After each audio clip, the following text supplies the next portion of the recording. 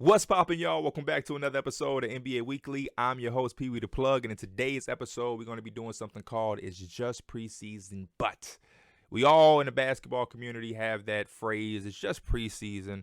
But today I wanna overreact. I wanna dive into some things a little in depth that might get glossed over because it's just preseason. There's a few topics going on, a lot of people talking about a lot of different things.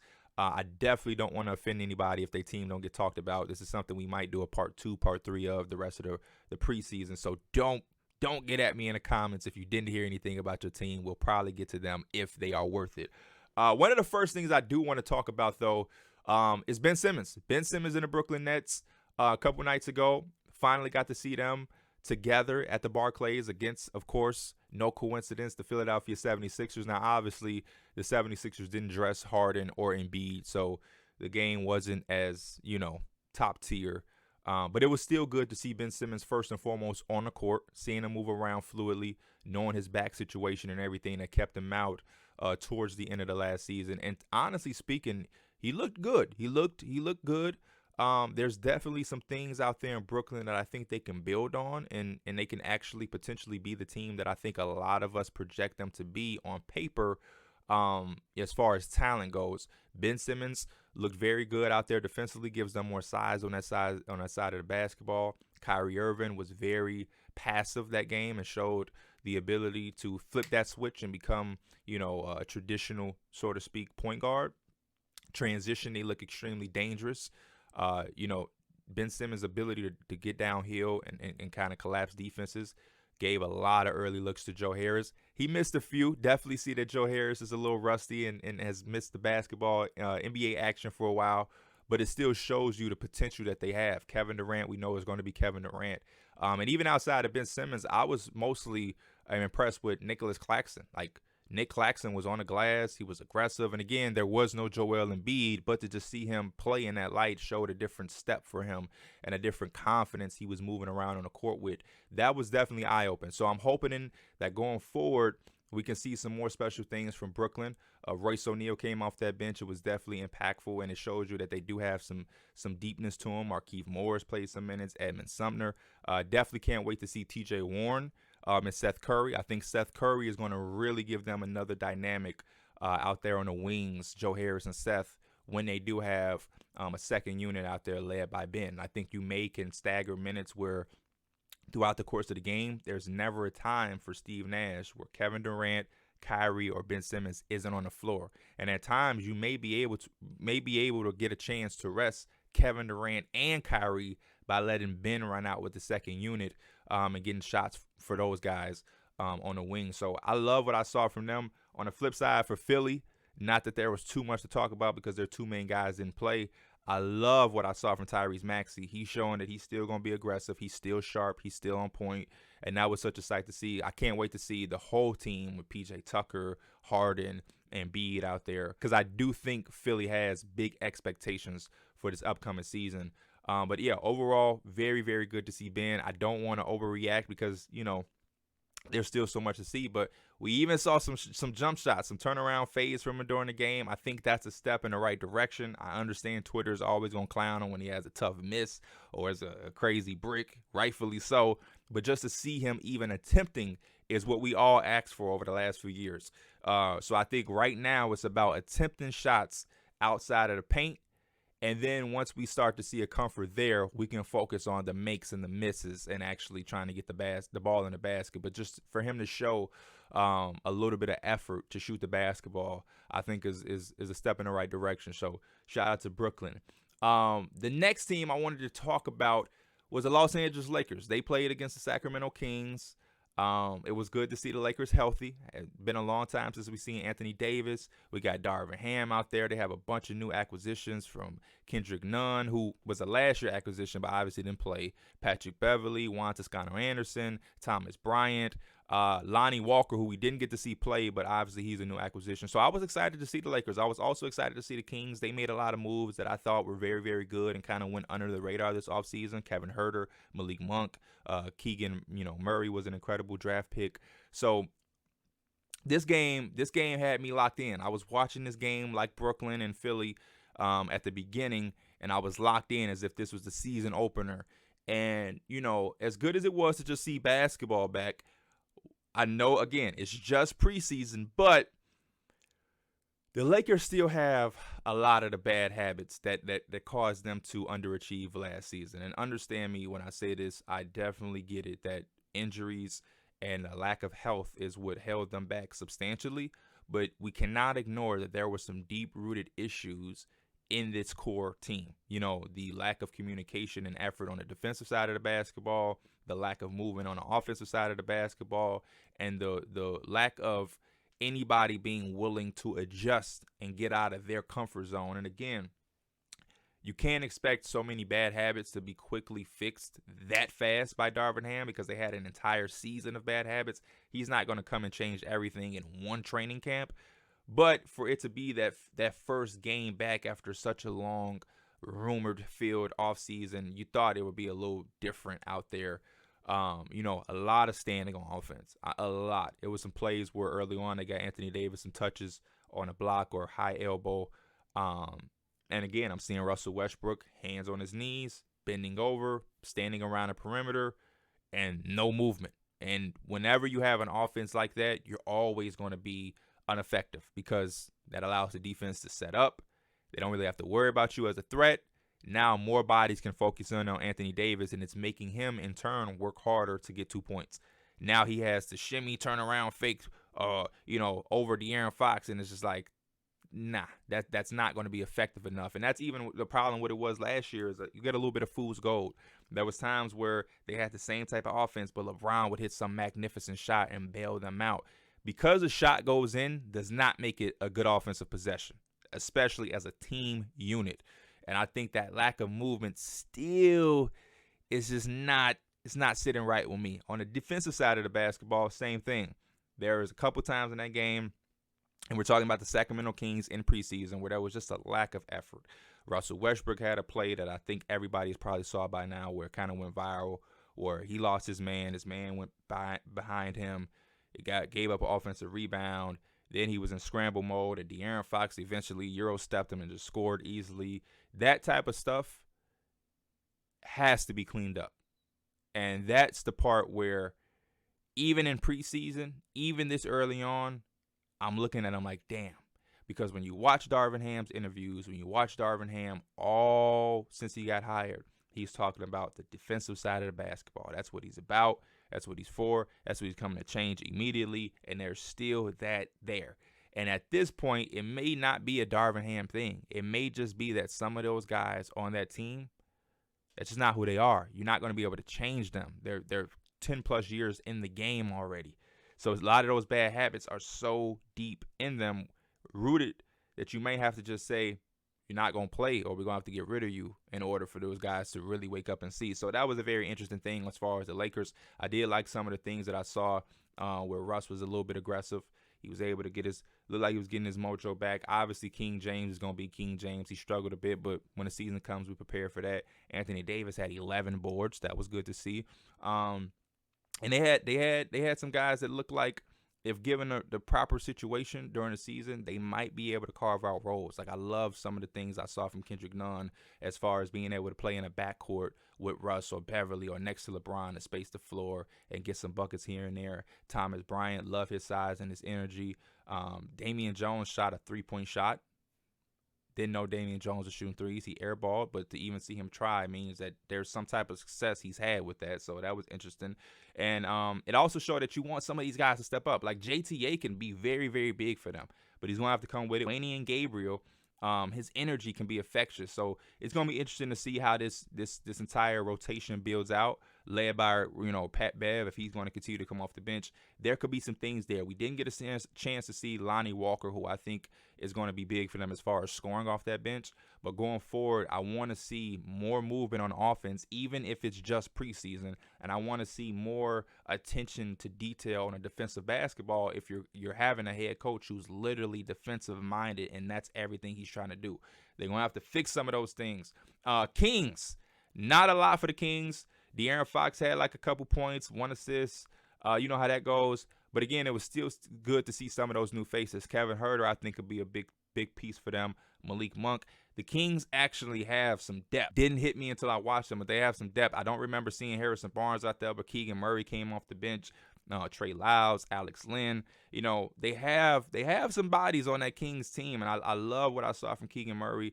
It made me feel more confident in him fitting with them instantly because he has such incredible size, such versatility on both ends of the floor. He's able to get the rebound and push. That can alleviate so much pressure off of De'Aaron Fox. The fact that Sabonis is a good passing big at the elbows. You can have so much intricate offense by Mike Brown, who used to coach or was a part of the coaching staff for the Warriors, who is the most intricate offense in the entire league or maybe in history. So to be able to have all of these moving dynamic pieces, hopefully we could see the Kings getting to a place where they have a high-end offense that's very intricate. Defensively, they're going to have their growing pains for sure. I think they could be better than a lot of people give them credit for, especially Sabonis. I've talked about him on our top 10 centers on Through the Wire, where defensively he's a lot better than he gets credit for because he's not a flashy shot-blocking center. But overall, he's a lot better than he gets the credit for. So the Kings, I've talked highly of them all offseason based off their moves. I'm going to be watching them closely, and I might be sipping some of the Kool-Aid that my boy KB has been stirring up during this offseason. But those are my takeaways from that game. I have to talk about it. I would be remiss if I didn't.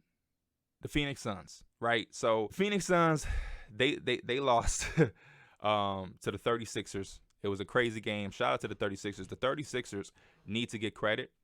Not only for winning, but their players came out and played. The brand of basketball they played was extremely exciting. They paced and spaced, and it was fast. It was a lot of three-point shots. They were well coached, and they came to play. They came to win, and they did that exactly. And I love seeing teams and underdogs take that moment. If you have a sleeping giant who's gonna sleep for majority of the game, take advantage, and that's what the Suns did. They came out lax because it's just preseason, of course, but it had to feel good for them to be able to beat a team that was just the number one team in the NBA. But as far as the Suns, they have a lot going on there, right? And I'm worried, and they're eventually going to get their own video. But as far as the game, I love what I saw from Aiden. Super aggressive. They were able to get him touches. And I think that's going to be a big thing for them going forward. Devin Booker, Chris Paul came out and treated it just like it was preseason. Mikal Bridges was aggressive. What you like to see, obviously, but I don't know how realistic that's going to be when the actual season comes and we start to get Chris Paul being Chris Paul. We start to get Devin Booker being Devin Booker, and I know y'all going to have to incorporate DeAndre Ayton even more. Where's the room for Mikal to be aggressive going to come? And I may get the answer in my next part where the Suns don't have any depth. That was the crazy thing I saw. Like, I do not believe in that Suns bench at all. Campaign ain't moving with the same campaign movement he had.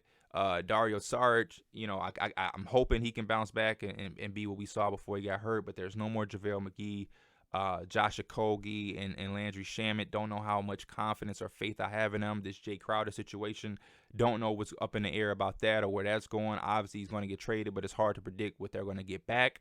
And I think depth is going to be something that's important for them because you have a big who's has been prone to being foul trouble at times. You do have an aging point guard who you don't want to run down on with minutes throughout the season. And you have a team that has had their ups and downs as far as health. Mikal Bridges is an Iron Man, but we've seen D-Book go through his thing with injuries. Chris Paul has had his injury history. So it's going to be interesting to see them going forward. Outside of that, you have the DeAndre Ayton and Monty Williams situation that has kind of come out where, it don't seem like they've spoken since that game where DeAndre Ayton was taken out. You still have the cloud of Robert Sarver. You know what I mean? That's a whole thing in itself. And then you have the DeAndre Ayton, front office thing where it's like a lot of us are speculating when the time comes eligible for him to be traded, is he going to request a trade? Is this so bad that even if they're winning games, this won't be fixed? Are the Suns going to have to at the trade deadline or around the place where he's eligible to be traded, even if they're red hot smoking? Is it going to be something where the Suns are going to have to still make a trade? Like, that is a situation that we're going to have to watch closely and carefully because that's going to loom around the Suns for a very long time. And obviously, we don't know what's going on in their locker room or in their front office. But based off optics and interviews from training camp in the preseason, the tone and the way DeAndre Ayton is speaking about the situation doesn't give me any confidence that it's getting better or can get better. You know what I mean? So that's something I'm going to be watching very close for the Suns. I know a lot of people clowned them about losing this game, and Devin Booker reacted to it. That was also a little weird, based on how they lost against the Mavericks. If you was able to handle that, this preseason loss and people bickering should be nothing. You shouldn't even have reacted to that. And Devin Booker is my guy. So that was a little weird with that as well. Switching gears to the Pelicans. Nothing much to really say about the Pelicans or the Bulls. The Bulls are in a little bit of trouble. I hope they can fix it. The Lonzo thing, I'm going to always say it's just a very, very scary situation because his knee is just not getting better. And I think he's a big integral part to that team having the success that they can have. And even with him, they're not like a contender, but he's definitely very, very pivotal for them. But Zion Williamson, incredible. And it ain't like he went out there and had 30 in a preseason game or anything, but the movement looked very, very good. He looked quick. He looked powerful. He looked strong, and he looks in shape. And I think that is scary for the league, especially when you take in consideration the Pelicans as a roster. Brandon Ingram didn't play in this game, obviously, but they still look good, and we know full team, they're going to be extremely dangerous. They have depth, they have youth, they have experience, they have a head coach that's a player's coach. They have some young guys who we look at as stars and potential stars. They have all-stars. They have a veteran guard who's running the show in C.J. McCollum. They have defense at Herb Jones and Trey Murphy. They have a actual big in Valanciunas who's stepping out and hitting threes. They have a bench guy like Larry Nance. They have a lot going on out there. So to see Zion in that preseason game move the way he was moving, dunking, explosive, had a block shot. He's just everywhere, but it's in the way that Zion should be playing. It wasn't like he was holding back, or it's like, oh man, he looked crazy, or he's out of shape still. Like it was a sight to see. So I'm super excited to see how far or what this Pelicans team is going to look like, because they could be a team that we all expecting like, oh, the Pelicans going to make a jump. No, they could make the jump.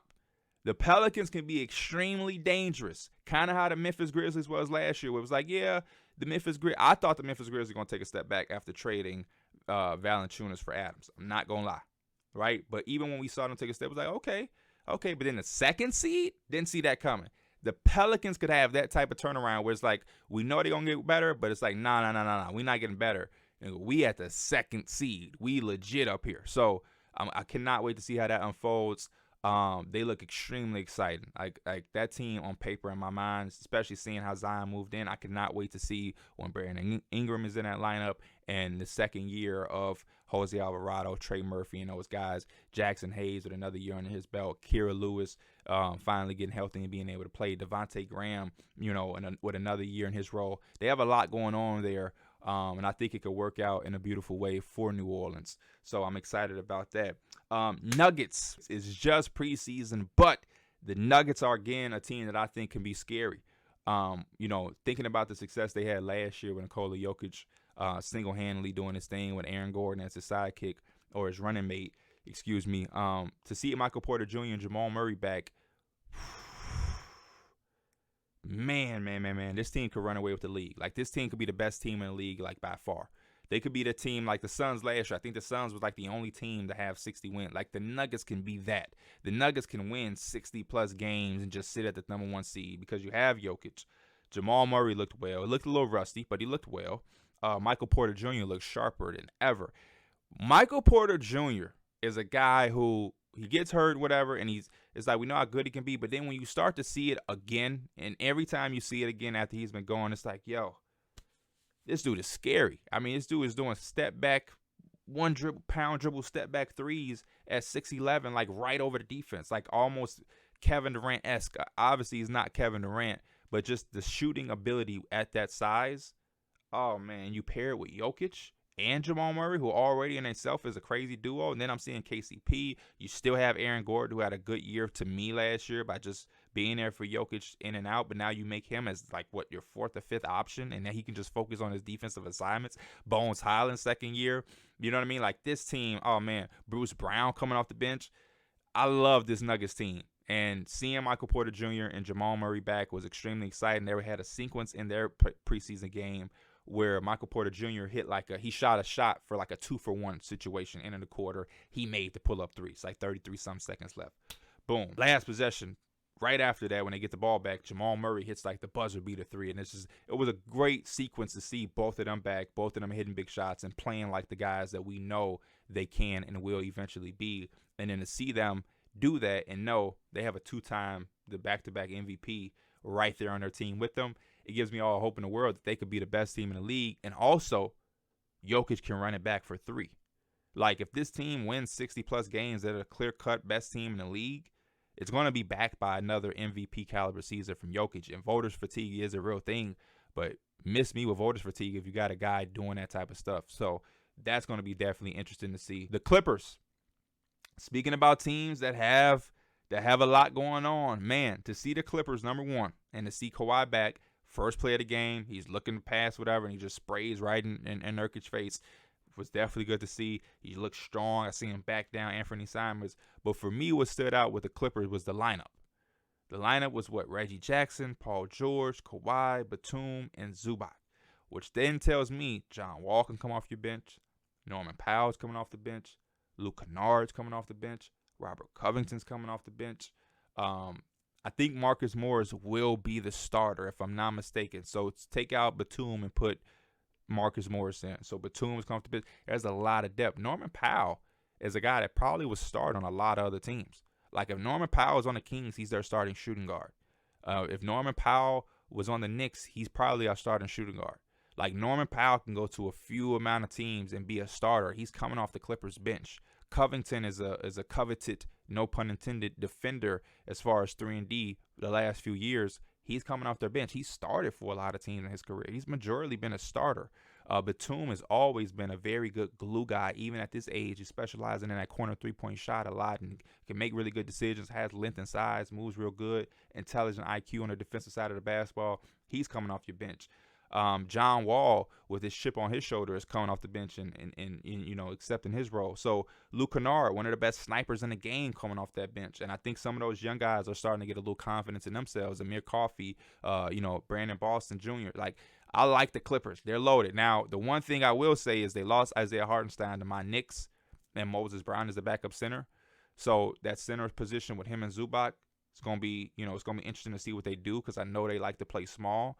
And I don't know who could be their small ball five. Maybe it's going to be Batum. Don't know, but they are loaded. They have a lot, and I think they have a lot of guys with some chips on their shoulders, and they are very, very well coached. Tyronn Lue does not get the credit he deserves as a head coach. He's one of the best coaches in the league, and this team is as stacked as it can be. And from the outside perspective, it looks like a lot of guys are buying in and accepting their role, and the top two guys understand that they haven't met the expectations that's been out there for them. But they have been close. But the injuries always get them. So I have high expectations for the Clippers, and I think they are right now my early favorite. It's just preseason, but I think the Clippers are my early favorite to win it all. Just going to put that out there. And last but not least, to wrap it up, I have to talk about my New York Knicks. It wouldn't be an NBA Weekly if I can't squeeze in my Knicks. The Knicks last night looked absolutely amazing. It's just the preseason, but the Knicks looked incredible.